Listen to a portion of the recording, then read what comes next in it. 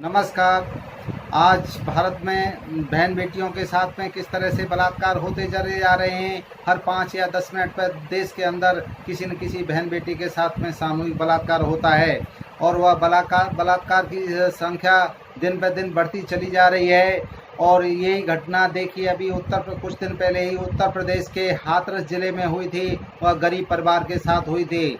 और उसी तरह से अभी देश की राजधानी दिल्ली में 1 अगस्त 2021 को एक 9 वर्ष की गरीब परिवार की बेटी के साथ हुआ है। अब आप देखेंगे कि जो राजनीतिक पार्टियां हैं वह क्या खेल खेलती हैं। जैसे हाथरस में एक खेल खेला था कि वो पीड़ित परिवार के साथ में जाकर के फोटोग्राफी की, और कुछ राजनीतिक पार्टियों ने जो सत्ता में थी उन्होंने उस परिवार को कुछ सहयोग राशि राजकोष से दी। और यह है कि उससे यह है कि उसमें फोटोग्राफी हुई, फोटोग्राफी से यह है कि अपनी अपनी पार्टियों का प्रचार किया।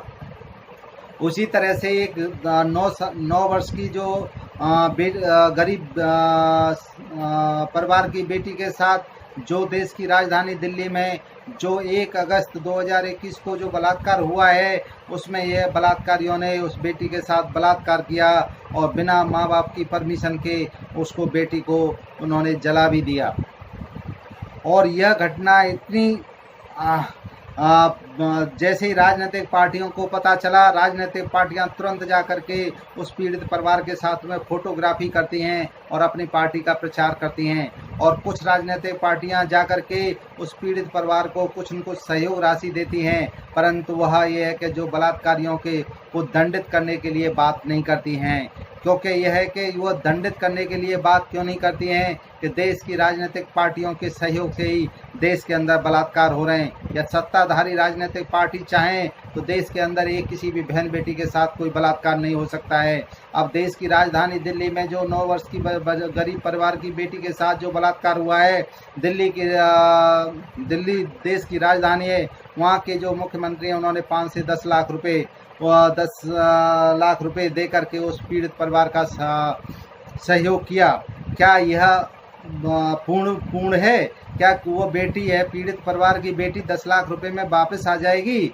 यह घटना यदि किसी राजनेता के घर पे हुई होती या उसकी बेटी के साथ हुई होती तो क्या हाल होता देश के अंदर, क्या हाल होता देश के अंदर। यह जरा देश की जनता सोचे। जागना चाहिए, क्योंकि जो पीड़ित परिवार को जो सहयोग राशि देते हैं वह यह कि राज्य के राजकोष से देते हैं। अब युवाओं को सोचना पड़ेगा, विकास इंडिया पार्टी की सोच से सोचना पड़ेगा, क्योंकि विकास इंडिया पार्टी चाहती है कि जिस भी राज्य में किसी भी बहन बेटी के साथ यदि बलात्कार होता है तो उस राज्य के उस क्षेत्र में जिसमें घटना घटी है उस क्षेत्र के विधायक, उस क्षेत्र के सांसद और वहाँ के जो उस राज्य के मुख्यमंत्री, इन तीनों के वेतन 1-1 वर्ष का वेतन उस पीड़ित सामूहिक बलात्कार वाले पीड़ित परिवार को मिलना चाहिए।